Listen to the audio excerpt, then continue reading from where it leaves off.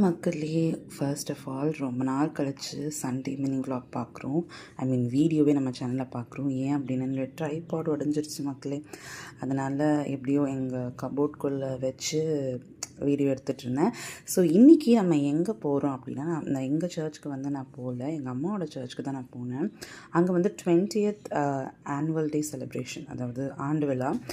So அதுக்காக தான் நான் போயிருந்தேன். ஸோ அங்கே கொடுத்துருந்த சர்மனோட தலைப்பு பார்த்தீங்களா, வறுமைக்கு கிறிஸ்தவரின் மறுமொழி. அதாவது ரீசெண்ட் டேஸாக நிறைய சபைகளில் திருவிழாக்கள், அசன பண்டிகைகள், ஆண்டு விழாக்கள் இப்படின்னு நிறைய இருக்குங்க.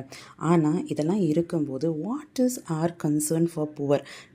இந்த சர்மனை கேட்கும்போது இந்த வசனம் தான் எனக்கு ஞாபகம் வந்துச்சு. நீதிமொழிகள் 21:13, ஏழையின் கூக்குரலுக்கு தன் செவி அடைத்து கொள்ளுகிறவன் தானும் சத்தமிட்டு கூப்பிடும்போது கேட்கப்பட மாட்டான். ஸோ நாம் ஏழைகளுக்கு இறங்கலைன்னா எப்படிங்க ஆண்டவர் நமக்கு இறங்குவார்? நாம் கொடுக்காம நமக்கு எப்படி கொடுக்கப்படும்?